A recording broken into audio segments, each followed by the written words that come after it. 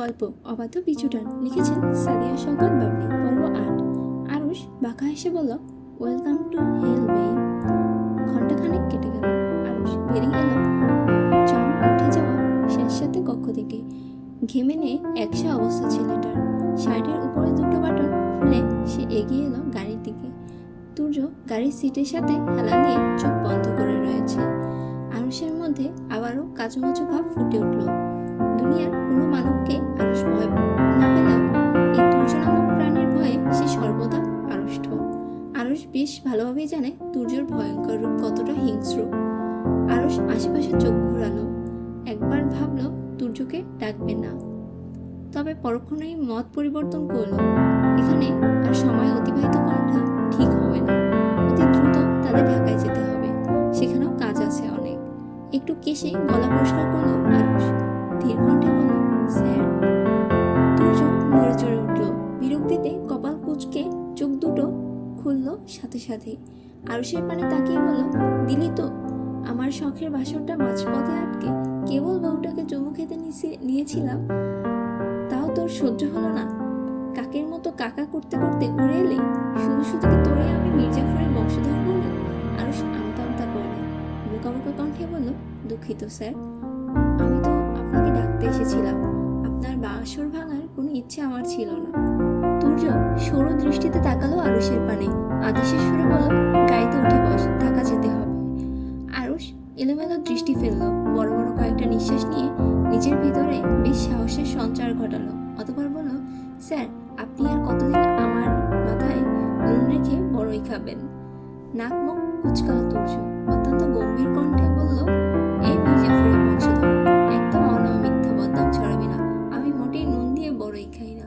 আমি বাজার থেকে সবসময় মিষ্টি বড়ই কিনি, আর কোনোভাবে 2-4টা টক বড়ই পড়লে তোকে খাওয়াই, নিজে খাই না। আরুষ হতাশ হলো। এই লোকের সাথে কথা বলাই বেকার। এর সাথে কথা বলার থেকে নিজের মাথায় একটা বাড়ি মেরে মাথা ফাটিয়ে হাসপাতালে 2-4টা সেলাই নিয়ে বাড়ি ফেরা ভালো। চারদিকে উৎসব লেগেছে। বসন্ত উৎসবের সাথে আবার ভালোবাসা দিবস। এই ভালোবাসা দিবসেও ভালোবাসার মানুষের কাছ থেকে কি দূরে থাকা সম্ভব? তুর্যের 3 দিন আগে থেকে খাওয়া দাওয়া প্রায় বন্ধ। বুক ধরফর করে সারাক্ষণ। চিন্তায় চিন্তায় অস্থির হয়ে উঠেছে সে ক্রমশ। তার মুরগির বাচ্চার মতো বউটাকে যেন কত ছেলেরা এই ভালোবাসা দিবসে প্রেম নিবেদন করবে, আর তার উপর তার বউটা তাদের বিয়ের কথাও জানে না। যদি কোনোভাবে তার না দেখা বউ কারো ভালোবাসা পূরণ করে ফেলে, হুটকুড়ার লোভ দেখিয়ে যদি কেউ পটিয়ে নেয় মুরগির বাচ্চার মতো বউটাকে, তুর্যের বুক কাঁপছে। অস্থির হয়ে উঠেছে সে। তাই তো ঢাকায় যাওয়ার 4 দিনের মাথায় আবার রাজশাহী ফিরল ছেলেটা। এই 4 দিন পর যে ভালোবাসা দিবস, এটা একদমই খেয়াল ছিল না। খেয়ালে থাকলে ব্যবসায় গোল্লায় গেল তো তাকে কেউ ঢাকায় নিয়ে আসতে পারতো না। তপ্ত নিঃশ্বাস ফেললো তুর্য। আরুষকে সাথে নিয়ে পৃথাদের কলেজে ঢুকলো। বসন্ত উৎসবের রঙে রেগেছে পুরো কলেজ চত্বর। প্রায় সকল মেয়েরাই শরীরে বাসন্তী রঙের শাড়ি পেঁচিয়ে নানান বাহারে সাজিয়েছে নিজেদের। সাংস্কৃতিক অনুষ্ঠানের জন্য বেশ বড়সড় স্টেজও সাজানো হয়েছে কলেজের মাঠে। আর এই উৎসবের তাগিদে বাইরের মানুষদেরও আজ ভিতরে ঢোকার অনুমতি দিয়েছে কলেজ কর্তৃপক্ষ। এই সুযোগ মোটেও হাতছাড়া করেনি তুর্য। যদিও সে এমনিও চাইলে যে কোনো সময় কলেজে ঢুকে আসার ক্ষমতা রাখে, তবু সাধারণ মানুষদের সাথে মিলেমিশে বউকে দেখার তাগিদেই এই সুযোগটা লুফে নিয়েছে। তুর্য আজ তার শরীরে একখানা বাসন্তী রঙের পাঞ্জাবি জড়িয়েছে। গলার কাছটায় আবার কিঞ্চিৎ লাল রঙের নকশা। ফর্সা শরীরের পাঞ্জাবিটা মানিয়েছে তার। হাতে ঘড়ি আর মাথার চুলগুলো পিছনে ঠেলা। আরুষের শ্বাসটা প্রায় একই রকম। তুর্য হাত উঠিয়ে নিজের পাঞ্জাবি কলার ঠিক করলো। আরুষকে জিজ্ঞেস করলো, আমাকে কেমন লাগছে আরুষ? আর আমার বউ আমাকে দেখে পাগল হবে তো? আরুষ বিস্তর হাসলো। খুশিতে গদগদ হয়ে বলল, শুধু পাগলই হবে না স্যার, একদম গলায় ঝুলে পড়বে। আপনাকে আজ যা লাগছে না। তুর্য চোখ ছোট ছোট করে তাকালো আরুষের পানে। ওষ্ঠ বাঁকিয়ে বলল, তুই আবার আমার দিকে নজর দিস না আরুষ, আমি কিন্তু ছেলেদের প্রতি একদমই আগ্রহী নই। তাছাড়া আমার ছোটোখাটো মুরগির বাচ্চার মতো একটা বউ আছে। আরুষ চুপসে গেল। সে কি বলল আর এই লোকটা কোথায় নিয়ে গেল?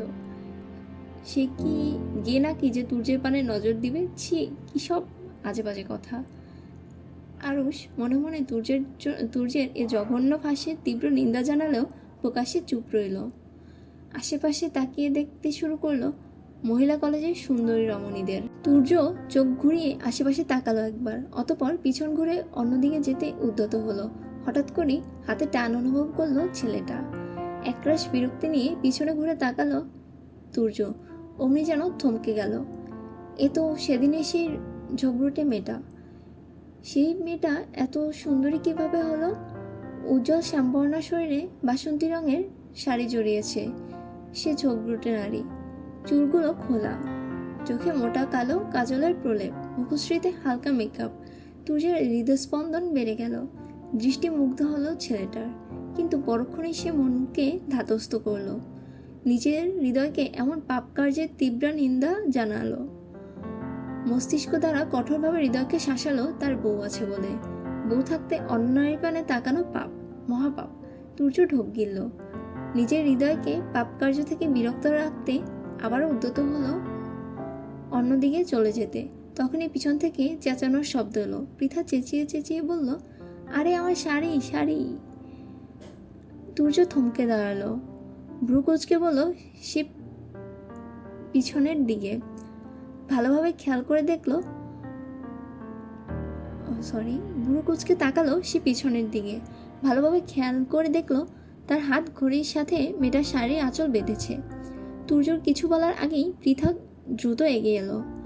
আজ আর তেমন ঝগড়া বিবাদে না জড়ে নিঃশব্দে শাড়ি ছাড়ানোর চেষ্টা করলো তুর্যর হাতঘড়ি থেকে, কিন্তু পারল না। বেশ কিছুক্ষণ চেষ্টা করেও ব্যর্থ পৃথা। বিরক্ত হলো তুর্য। কপাল কুঁচকে বলল, আমি দেখছি, সরো। পৃথা সরে দাঁড়ালো। তুর্য কিছুক্ষণ সময় নিয়ে টানাটানি করলো মেয়েটার শাড়ির আঁচল নিয়ে, কিন্তু সে ব্যর্থ। এদিকে বিরক্তি বেড়েও চরম পর্যায়ে যেন। শেষে আর কোনো ইতিউতি না করে একটানে শাড়ির আঁচল ছেড়ে ফেলেই ক্ষান্ত হলো ছেলেটা। তারপর বলল, ব্যাস হয়ে গেছে। পৃথা চমকালো বেশ। শাড়ির আঁচলটা দুই হাতে ধরলো চোখের সম্মুখে। কান্না পেয়ে গেল মুহূর্তে। নতুন শাড়ি তার, মাত্র আজই পরেছে, তার মধ্যে এই ব্রিটিশ লোকটা ছিঁড়ে ফেললো। তেতে উঠল পৃথা। ঝাঁঝালো কণ্ঠে বলল, কি করলেন আপনি? আমার শাড়িটা ছিঁড়ে ফেললেন? তুর্য নির্বিকার ভঙ্গিতে জবাব দিল, এভাবে নির্লজ্জের মতো অন্যের ঘড়িতে আটকালে তো ছিঁড়বে। সব দোষ আমার শাড়ির, তাই না? আপনার ঘড়ির কোনো দোষ নেই। আমার শাড়ি যদি নির্লজ্জ হয় তবে আপনার ঘড়িও নির্লজ্জ। মোটেই না, আমার ঘড়ি আমার মতোই সভ্য। ওষ্ঠ বাগালো পৃথা। তাচ্ছিল্যেশ্বর বলল, আপনি সভ্য, তবে অসভ্য কে? তুর্যের দাঁতে দাঁত চাপলো। কটমট করে বলল, তুমি আমার মতো একজন মানুষকে অসভ্য বলতে চাইছো, বেয়াদব মেয়ে? পৃথা কিছু বলতে চাইল, তবে তার আগেই তাদের কথোপকথনের মধ্যে ফোড়ন কাটলো আরুষ। তুর্যকে ডেকে বলল, স্যার। তুর্য গর্জে উঠল। আরুষকে ধমকে বলল, চুপ আরুষ, একদম আমাকে থামাতে আসবি না। আজ এই বেয়াদব মেয়েটাকে একটা শিক্ষা দিয়ে ছাড়বো আমি।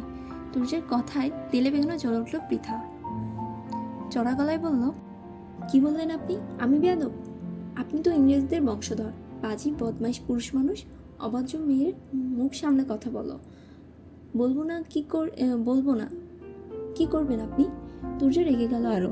নিজের রাগ নিয়ন্ত্রণ না করতে পেরে পৃথার শাড়ির আঁচলটা ধরে আরো কিছুটা অংশ ছিঁড়ে দিল। পৃথা হা হয়ে গেল। ক্রোধে রিরি করে উঠল তার শরীরখানা। অগ্নি দৃষ্টিতে তাকালো তুর্যর পানে। তুর্য যদিও খুব একটা পাত্তা দিল না সে দৃষ্টিকে। পৃথা হুট করে পা উঁচু করে দাঁড়ালো তুর্যের সম্মুখে।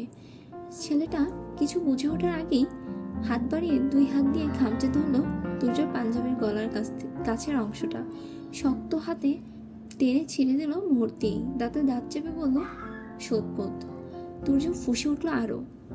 নিজের গলার দিকে তাকিয়ে ক্রোধ চরম পর্যায়ে তার। বুকের কাছটা ছিঁড়ে ফর্সা ভাগ উন্মুক্ত হয়ে উঠেছে জনসম্মুখে। তুর্যের মেজাজের পারদ লাফিয়ে লাফিয়ে উপরে উঠল। রক্ত লাল হলো চক্ষুদয়। কপালে নমনীয় রগগুলো ফুলে ফেপে উঠেছে ইতিমধ্যে। স্থান কাল পাত্র কোনো দিক না ভেবে ঠাস করে একটা থাপ্পড় মেলে দিল পৃথার নরম গালে। পৃথা স্তব্ধ হলো। অজান্তেই মেয়েটার গালে হাত চলে গেল। ছলছল করে উঠল চোখ দুটো। বাবা মা ভাই হাজারো বকলেও কেউ কখনো মারেনি তাকে, অথচ এই অপরিচিত পুরুষ এভাবে মেরে দিল। পৃথা আশেপাশে তাকালো। তাদের ঝামেলাকে ঘিরে ছোটোখাটো একটা জটলা পেকে গেছে ইতিমধ্যে। লজ্জায় মরে যেতে ইচ্ছে করছে পৃথার, আবার কান্নাও পাচ্ছে। পৃথা আর দাঁড়ালো না এক মুহূর্ত, দৌড়ে ওই স্থান থেকে প্রস্থান করলো একটু সময়ের মধ্যেই। আরুষ এতক্ষণ হতভম্ব হয়ে দেখছিল দুজনের ঝগড়া। পৃথা দৌড়ে চলে যেতেই মুখ খুলল সে। তুর্যের পানে তাকিয়ে বলল, স্যার। তুর্য মহা বিরক্তি নিয়ে তাকালো আরুষের পানে, কটমট করে বলল, কি হয়েছে? জিহ্বা দ্বারা নিজের দুই ওষ্ঠ ভেজালো আরুষ। আমতা আমতা করে বলল, স্যার, এই মেয়েটাই আপনার মুরগির বাচ্চার মতো বউ। তুর্য বিস্ফোরিত দৃষ্টিতে তাকালো আরুষের পানে, অবিশ্বাস্য কণ্ঠে শুধালো, এই দজ্জাল মহিলা আমার বউ? অবাধ্য পিছুটানের পর্ব 8 এখানেই শেষ হচ্ছে। পরবর্তী পর্ব অতি দ্রুতই আসবে। আমাদের সাথে এতক্ষণ থাকার জন্য ধন্যবাদ।